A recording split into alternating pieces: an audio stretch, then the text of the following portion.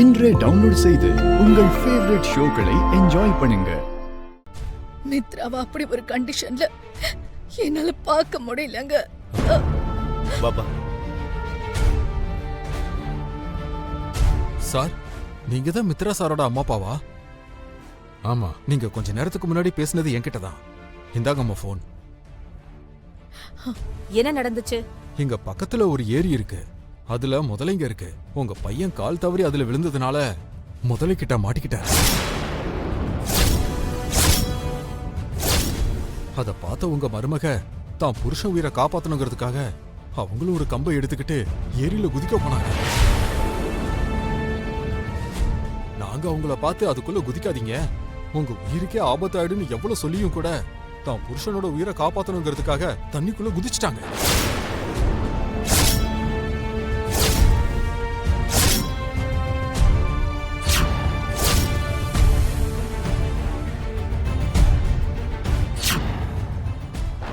ஒரு வழியா முதலையோட வாயில இருந்து தான் புருஷனை காப்பாத்தி மேல கூட்டிட்டு வந்துட்டாங்க.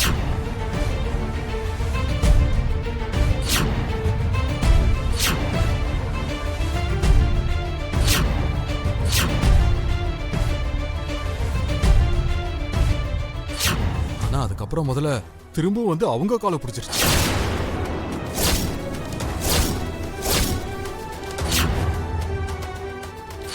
ஆனா அப்பா கூட தனியா முதல்ல கூட போராடி அவங்க மேல வந்துட்டாங்க.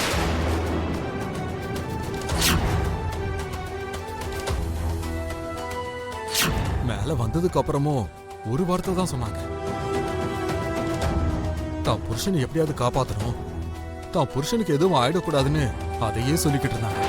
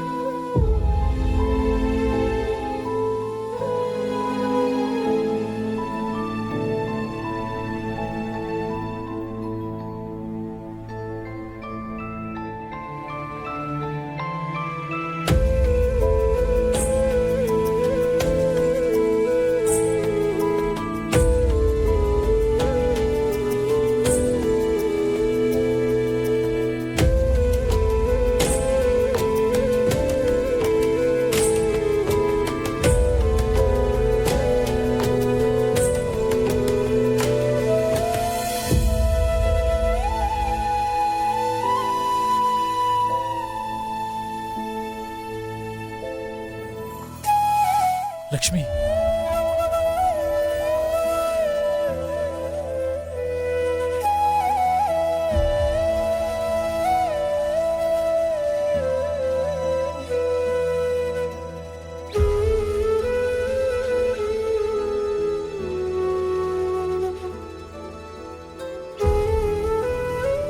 லக்ஷ்மி. சார், சார் நீங்க எப்படி இங்க வந்தீங்க? நீங்க முதல்ல ரெஸ்ட் எடுங்க. இப்ப எப்படி இருக்கேன் உங்களுக்கு? இவங்க சேஃபா தான் இருக்காங்க சார். ஆனா உங்க மேல உங்க வைஃப் உயிரே வச்சிருக்காங்க சார்.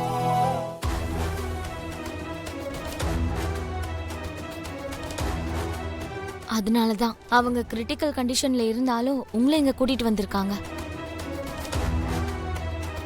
இவங்க மட்டும் கூட்டிட்டு வரலனா உங்க உயிருக்கு ரொம்ப ஆபத்தாயிருக்கும் சார்.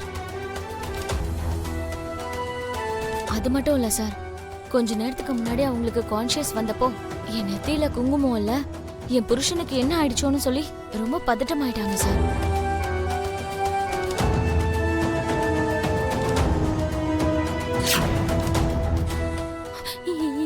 என் நெத்தியில குங்குமம் என்ன ஆச்சு, என் புருஷனுக்கு என்ன ஆச்சுன்னு சொல்லுங்க. அவர் இப்ப எங்க இருக்காரு?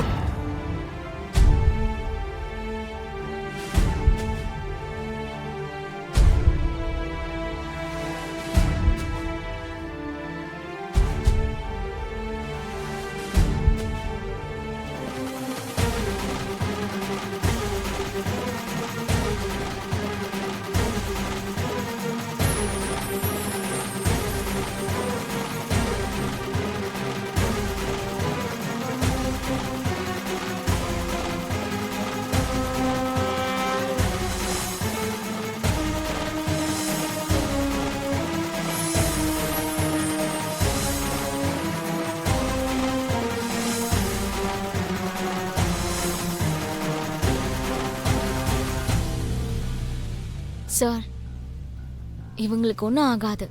முதல்ல நீங்க போய் ரெஸ்ட் எடுங்க சார்.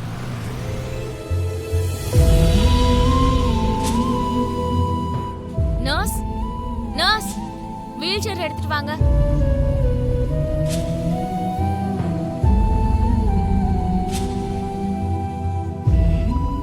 சார், சார் வந்து உட்காருங்க.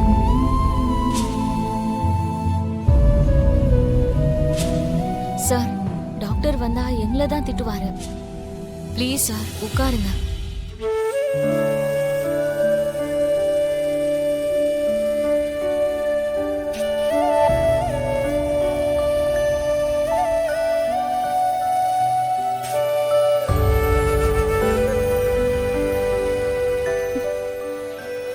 பாத்து சார்.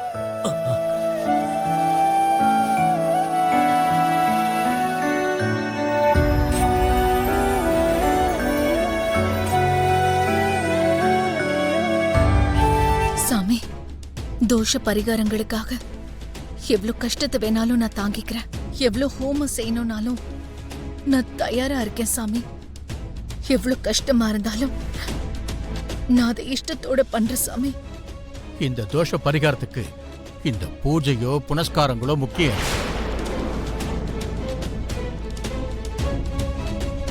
மித்ராவுக்கு கல்யாணம் பண்ணணும்.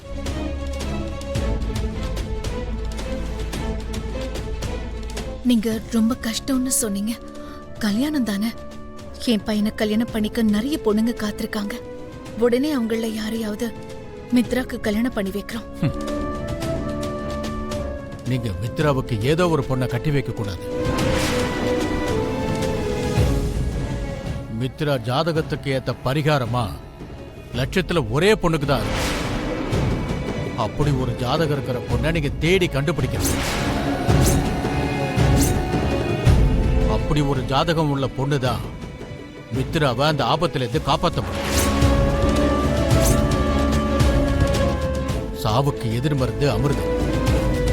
இப்ப மித்ராவோட தோஷ நிவாரணத்துக்கு எதிர்மருந்து வேணும்னா அப்படி ஒரு பொண்ணை மித்ராவுக்கு கல்யாணம் பண்ணி வைக்கணும். அந்த பொண்ணுதான் அவனுக்கு நிழலா இருக்கணும்.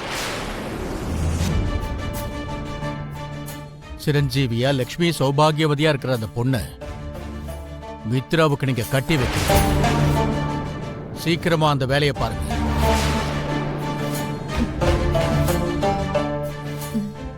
சரிங்க சாமி.